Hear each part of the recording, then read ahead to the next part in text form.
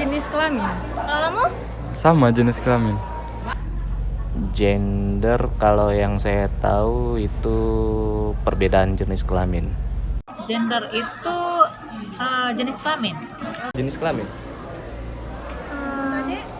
Adik, jenis kelamin. Iya kan? Diskriminasi nggak ada, Kak.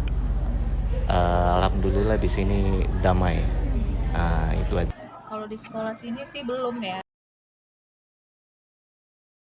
Alasannya karena kalau cowok itu kan lebih tegas, lebih bisa memimpin. Kalau yang ribut-ribut bisa dimarahi. Kalau kamu? Sama Kak, cowok. Kenapa nggak perempuan? Memang perempuan nggak bisa? Ya bisa, cuman kan perempuan biasanya lebih banyak yang jadi bendaharanya gitu-gitulah. Kalau kamu? Kenapa?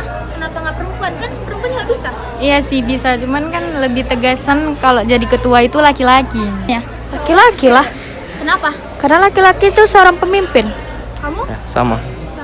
Kalau perempuan emangnya nggak bisa mimpin deh? Bisa, cuman kan lebih dominan ke laki-laki.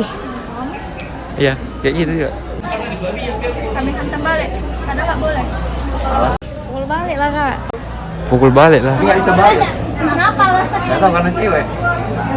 Karena di Indonesia ini kalau cewek yang salah nggak bakal dipukul. Karena cewek selalu benar.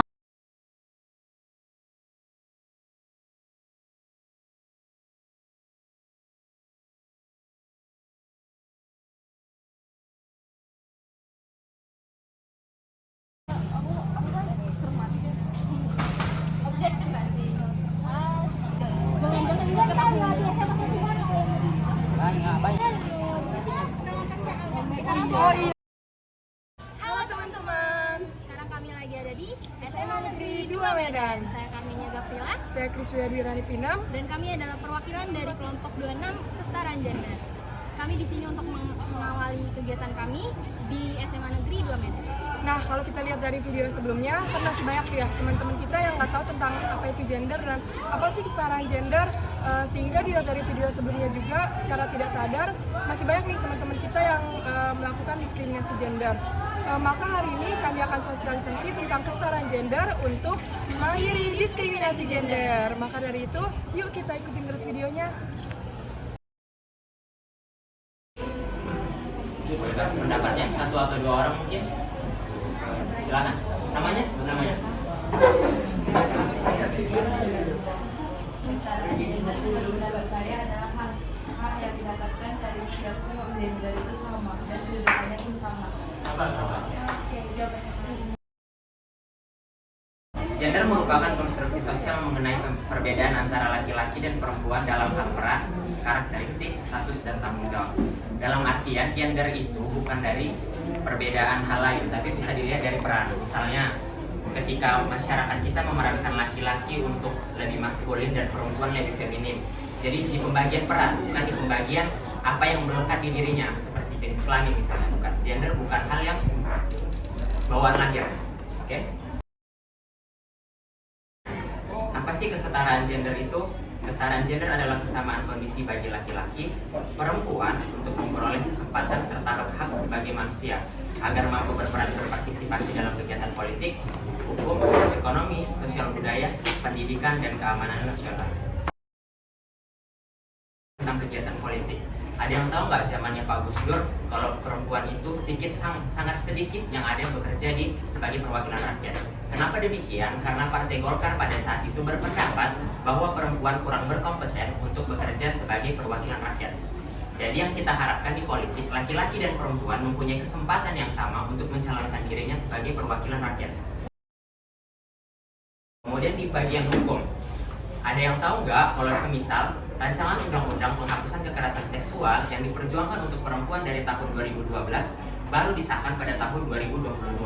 Ada 10 tahun perjuangan perempuan untuk mendapatkan kesetaraan di depan hukum. Pasti semua tahu di sini kalau misalnya perempuan sering di-catcalling, dipanggilin yang enggak, atau mungkin pelecehan secara verbal ataupun non-verbal. Nah, jadi kesetaraan gender itu mengharapkan hukum-hukum itu berpihak dengan perempuan ataupun laki-laki. Atau mungkin lebih kayak hukum itu berpihak tentang masalahnya, bukan dari melihat siapa jenis kelamin atau gendernya. Kemudian di ekonomi, biasanya perempuan bakal dibilang untuk kerja di rumah. Jadi pendapatan ekonominya cenderung rendah. Nah, dan kemungkinan laki-laki juga akan dipaksa bekerja supaya ekonominya tinggi. Sementara kemampuan laki-laki sendiri itu tidak sebaik itu, karena kita tidak tahu kompetensi orang dilihat dari apa yang ia lakukan, bukan dari jenis kelamin atau gendernya. Kemudian kita bahas di sosial budaya. Kemungkinan besar kalau kita bahas sosial budaya, masyarakat kita lebih mudah menjudging perempuan. Pendidikan. Nanti kalian udah kelas 12 kan?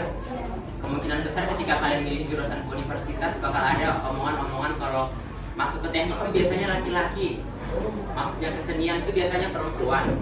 Jadi dari omongan orang tanpa kalian sadari kecenderungan kalian memilih jurusan juga akan berpengaruh. Jadi kita berharap dogma-dogma di masyarakat kita mengurangi tentang diskriminasi berdasarkan pendidikan. Berikutnya pertahanan keamanan nasional. Balik lagi ke dulu, kalau kita lihat akan sedikit perempuan yang bekerja di bidang pertahanan dan keamanan nasional seperti TNI atau Polri. Tapi sekarang yang abang lihat sudah banyak perempuan yang mulai berani tentang kemaskulinitasannya, tentang berjuang bahwa dia ingin meraih cita-citanya daripada ia mendengarkan orang. Dan itu hal yang perlu kita apresiasi untuk perempuan-perempuan yang berani untuk melakukan itu. Apa itu diskriminasi gender? Adalah perilaku dan sikap yang membedakan identitas sosial hingga timbul pelanggaran hak dan ketidakadilan pada suatu gender. Yaitu tadi, kalau perempuan sudah diletakkan di kelas sosial kedua, sementara laki-laki di kelas sosial pertama, kemungkinan partisipasi kalian dalam kegiatan pemilu, partisipasi kalian dalam berpendapat di masyarakat, partisipasi kalian mengenyam pendidikan itu akan berkurang. Oke? Sebelumnya di hari Kamis teman-teman abang udah datang ke sini untuk wawancara beberapa siswa tentang mengenai gender dan jenis kelamin, dan masih banyak miskonsepsi atau kesalahpahaman dari adik-adik semua tentang gender adalah jenis kelamin, atau gender itu bahasa Inggrisnya dari jenis kelamin. Persepsi seperti itu adalah sebenarnya salah total. Karena yang dipelajari dalam ilmu sosiologi, gender itu perbedaan perilaku antara laki-laki dengan perempuan selain disebabkan oleh faktor biologis, tapi juga faktor sosial dan kultural. Jadi gender itu dibentuk dari di mana kita besar, di mana kita tumbuh, dan bagaimana orang-orang di sekitar kita mempengaruhi kita.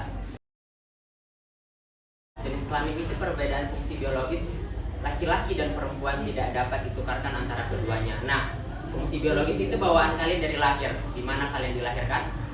Bagaimana alat vital kalian sudah ada saat kalian lahir, itulah jenis kelamin.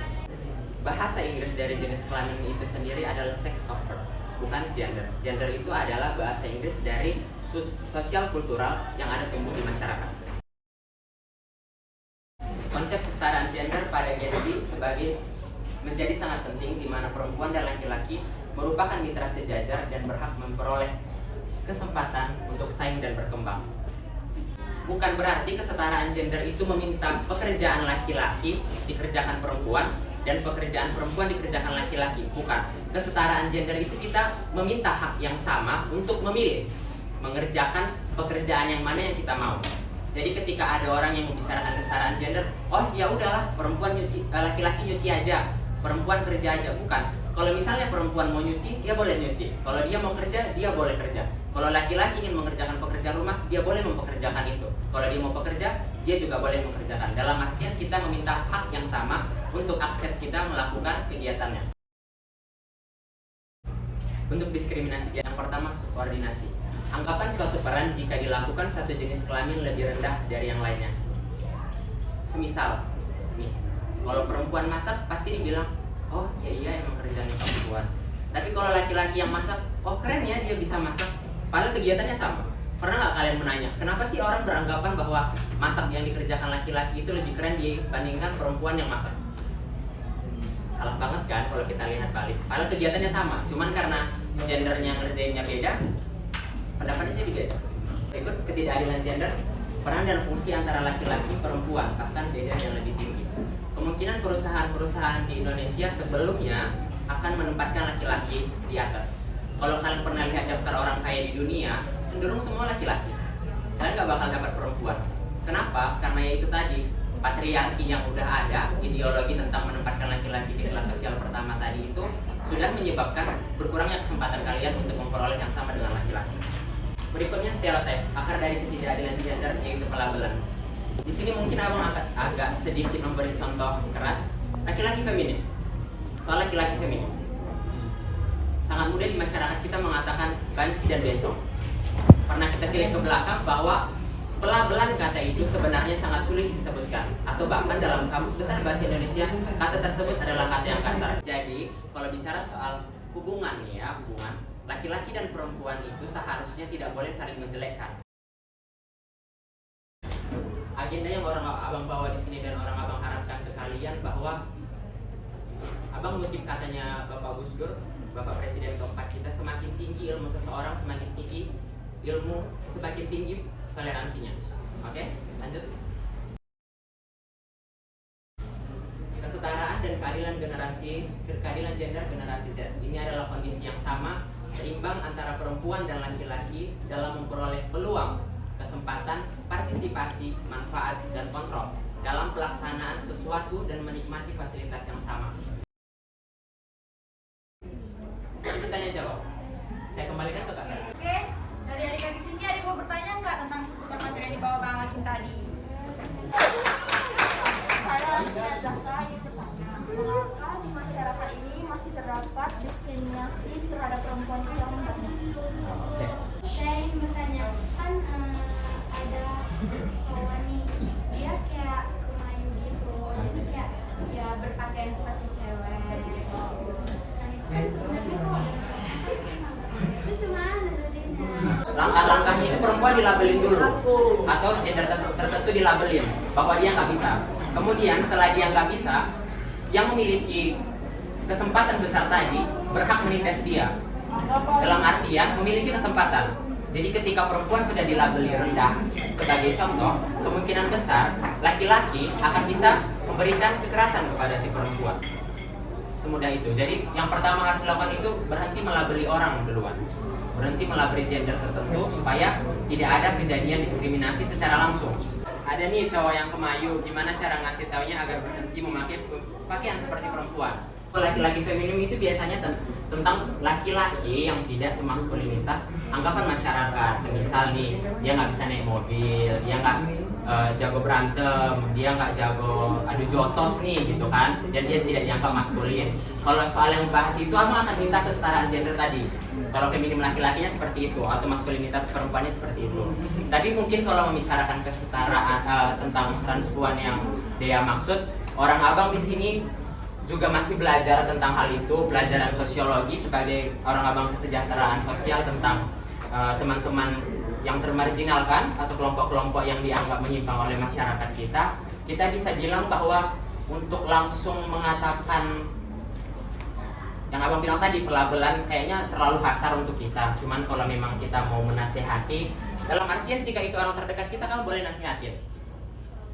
Abang kasih catatan dulu, karena kemungkinan ketika kamu menasehati orang bukan orang terdekatmu, kamu kemungkinan mengalami kekerasan. Tadi keluargamu kamu nasihatin, berkemungkinan mungkin kamu akan membawa norma yang baik ke mereka.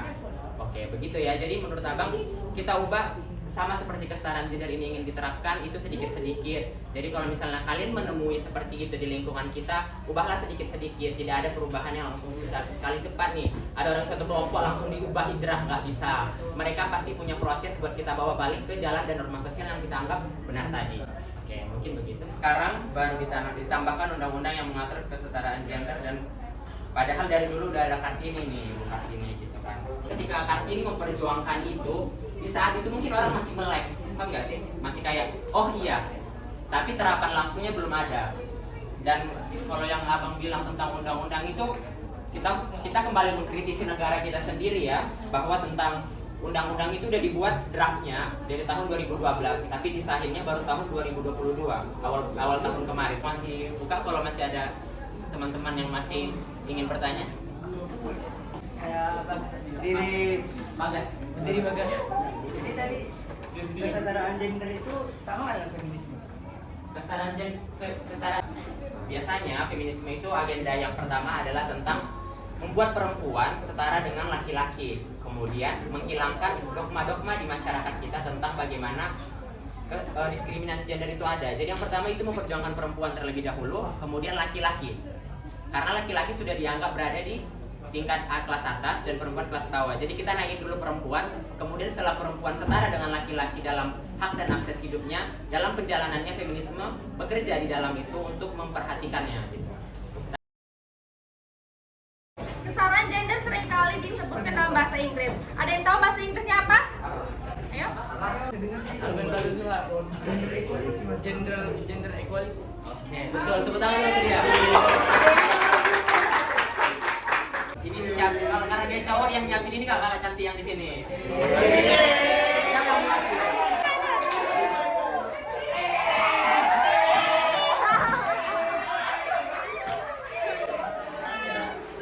Siapa yang bisa sebutin apa nama ideologi yang menyebabkan diskriminasi gender? Abang kasih clue awalannya dari P.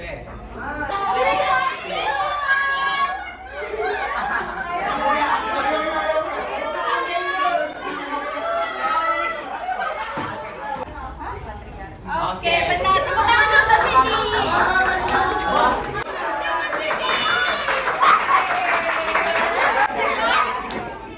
Oke, maka menceritakan diskriminasi gender yang pernah kalian alami? Nama saya Muhammad Badrul.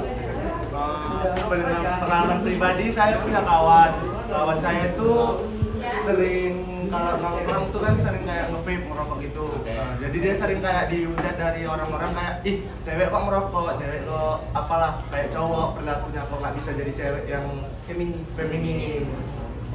Baru pun tingkah dia juga banyak yang kayak cowok, kayak contohnya dia sering motoran keluar malam.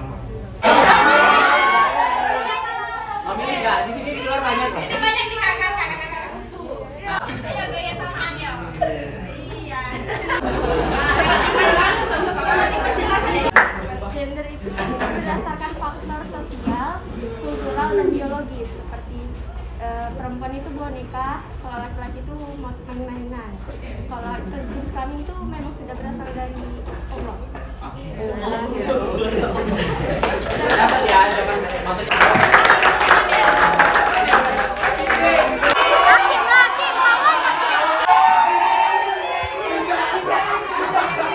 Kita lanjut ke pertanyaan kelima. Ada yang bisa ngasih kesan dan pesan ke orang kakak atau abang? Sepeda guys, kesan saya kepada kakak sekalian dan berterima kasih kepada kakak. Pengetahuan saya tentang kesetaraan gender semakin bertambah, dan juga saya juga baru tahu kalau jenis kelamin dan gender itu beda. Terus pesan saya untuk kakak-kakak, semoga lulus dengan cepat. Doai kami supaya bisa masuk USU juga. Kenapa kita perlu menanamkan nilai kesetaraan gender? Oke, silakan. Karena tidak terjadi penindasan antara berbeda gender dan jenis kelamin, terus supaya adanya keadilan dalam kehidupan sosial. Oke. Abang minta satu orang yang bisa ngasih kesimpulan besar dan penjelasan gimana kalian bakal nerapin apa yang udah orang abang sampein di lingkungan kalian. Siapa yang bisa? Untuk GoPay siapa? Satu orang? Siapa yang mau? Kita menjelaskan tentang kesetaraan gender. Nah, di mana kesetaraan gender ini adalah sesuatu hak, kewajiban atau yang ingin dilakukan antara perempuan dan laki-laki itu sama kesempatan yang akan bisa dilakukan mereka. Nah, tetapi gender dengan jenis kelamin itu berbeda, di mana gender itu adalah berdasarkan kultur atau sosial atau kebiasaan yang udah lama dan sehingga masih dibawa sampai sekarang. Nah, sedangkan jenis kelamin adalah alat vital kita yang sudah kita bawa sejak dari kita lahir. Nah, dari kesetaraan gender ada banyak terjadi di negara kita ini tentang diskriminasi gender. Nah, diskriminasi gender itu adalah kayak memunculkan satu gender yang lainnya. Ya. Disimpulkan, kesetaraan itu sifatnya bukan memaksa ya. Jadi kalau perempuan harus di atas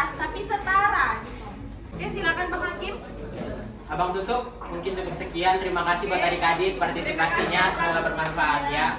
Assalamualaikum warahmatullahi wabarakatuh.